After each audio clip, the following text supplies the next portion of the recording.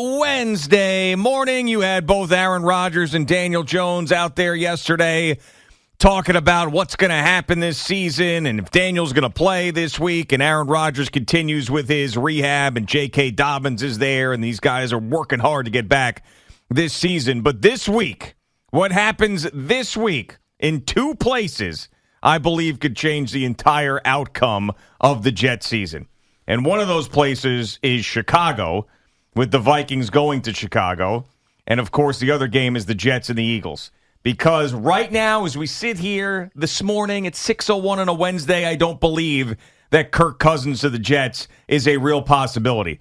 If the Vikings go to 1-5 and Zach Wilson throws 5 picks, all bets are off. You never know how things change. That's Good morning, right. Boomer. How are you? Good morning, G. You know, the Jets are going to accomplish something for the first time in NFL history this week.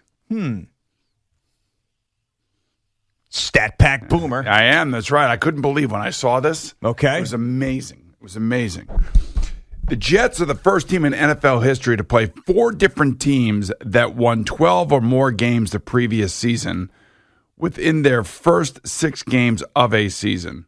So that means Buffalo, Dallas, Kansas City, Philadelphia. You know, that's a How about that? That's a who's who of the NFL, and it kind of gives you an understanding of the difficulty of the Jets' schedule. And we talked about this all offseason because when the schedule came out, we were kind of alluding to all of this. Mm-hmm. And now you look at the teams and where they are and who they played, and you realize that all these teams are really good teams, and most all likely playoff teams. And, you know, the Jets have got their handful. And the fact of the matter is, you know, you're doing this with Zach Wilson, not Aaron Rodgers. Yeah, and I think that they still believe that they can do special things. I think that part of them is holding out that Aaron Rodgers does make this miracle recovery, or Zach Wilson turns into that quarterback that we saw against the Chiefs consistently, and he wasn't that guy against the Broncos. So, yeah, they believe that they could still do special things this year because the schedule does lighten up, and they've got a great defense. But, you know, this game here, I mean, if they somehow... I mean, I really think, because the reason why this is also very important, you got a bye week after that. That's exactly right, yes. That's why. So you're sitting around thinking about what can we do. So at 2-4 and Zach looking lost, I think it's desperation time in that bye week. But at 3-3 and Zach playing well and beating the Eagles, there's no trading for Kirk Cousins. They're sticking with Zach, and they are going the rest of the season with him. Now, losing a game and Zach playing well, I still think they'll stick with Zach Wilson. I would not, but the Jets have been married to this guy and shackled to him because they want to since the second he got here. So it's going to take a miserable performance for him on Sunday against the Eagles for them to consider moving on and trying to do something else and potentially going after Kirk Cousins. I would just point at the last couple games where we all saw the 2 mistakes that he made in this Bronco game that could have cost them the game easily. Yeah. Both mistakes were incredibly bad. The game that they had against the Chiefs, they probably should have won the game. You know, who dropped the snap? Yeah, I mean, of course. Unfortunately for him and for every quarterback in this league, you're dealing with, you know, whether or not you have the ability to kind of like just slow the big moments in the game down. And, you know, when the bigger the moments happen for Zach, that's when all the mistakes start happening. And the mistakes are alarming. They are alarming, especially the 2 that he made in Denver against the Broncos. One at the end of the first half, of course, and then one at the end of the game. I mean, those are – I got to believe that internally over there that they're like, what is he seeing? What is he looking at? What is he trying to do? I mean, you can't do these things. And, you know, I saw where yesterday, I think it was BT, huge Jet fan. He thinks that, you know, Garrett Wilson should have caught that pass down the right sideline on third down. And I'm like, BT, what do you – I mean, he could have his opinion. It doesn't bother me. That doesn't bother me. But that does bother me is that people don't understand where that ball is supposed to be thrown. And you know what? That is an easy play for him to either complete the pass or throw it out of bounds. Well, and he was doing that exact throw perfectly against the Chiefs. And then in a critical moment here, he didn't do it again. And that's the biggest thing is, can he be anywhere near consistently good? The two mistakes are like just befuddling to all, I'm sure, the coaching staff. I'm sure his offensive coordinator, Nathaniel Hackett, probably under his breath is like, what the F? And, Nathaniel Hackett probably thought, this is what I had to deal with last year in Denver. Now I got to deal with it again here. I thought I was going to have Aaron Rodgers. And, everybody would like to blame coordinators and play callers and things of that nature. But, here we got press coverage. It's in the red zone. It's late in the game. We want to at least attempt to try to get a first down or a touchdown. So we're gonna do what we think is the easiest thing for our quarterback to read, and that's we're gonna call for a back shoulder throw, and Zach reads that when he sees press coverage. That's what they're gonna do, and he throws the ball to the inside. Now they've practiced this pass probably 5,000 times over the last 3 years. The last 2 years specifically with Garrett Wilson. He's supposed to be the Devontae Adams king of the back shoulder throw. Yeah. And I think that Aaron Rodgers would have definitely made Garrett Wilson one of those types of players. But, man, when you throw the ball where he threw it, and it's the easiest throw that he has, in that situation, it is a major red flag in every front office in the NFL if your quarterback is doing that. Yeah, and I just hope that if he has another mediocre or bad performance, that Joe Douglas says at that point, I'm going to call up the Minnesota Vikings and see what's going on. Because if you're going to bring in a new quarterback, and I don't take this lightly because we talk about this all the time, and you tell me it's not fantasy football, and it's not easy, and it's not this, it's not that. But things are starting to trend in this direction, especially with a bye week. Because as difficult as it is to learn a system and try to move yourself from one city to another and then be the starting quarterback in a week, at least it's a little bit easier if you got 2 weeks in between to learn that. And if you watch the quarterback documentary, you know how dedicated Kirk Cousins is to learning things in the offense, and he's sitting in his hotel room going through all the plays and handwriting them out, so you don't have to worry about his diligence and his smarts. And the Vikings are not going to re-sign him. They're not going to re-sign him. And Kirk has a full no-trade clause. So if the Jets are serious and the Vikings are serious, all it takes then is Kirk Cousins to say, yes, I want to go and try to make the playoffs with the New York Jets as opposed to staying here and playing out the string. And I think that might be the toughest part of this, is convincing him to leave there to go somewhere new as a rental. Well, yeah, right, a mercenary, if you will. And you know how many people around here feel about mercenaries. Yeah, mercenary piece of crap. Exactly. It's a nice thought. I don't think I don't feel like right now at the moment it's realistic, but I think if a lot of things fall into place, Zach could get hurt too. That's another thing. But from Kirk Cousins' standpoint, oof. How about if you're, and I know that Justin Jefferson is on IR, the 4-week IR. How do you think he would feel if he was told, now, I think you got to, like you said yesterday, I think you have to do his contract right now or try to at least get that done. Yeah, I mean, that's a big thing that nobody talks about with this is, how Justin Jefferson's going to feel and what the Vikings need to tell him. They got to tell him one of two things. One, we're going to get you the quarterback of the future in the draft, and the guy is going to be awesome, and you guys are going to be playing with each other for the next decade and all of that.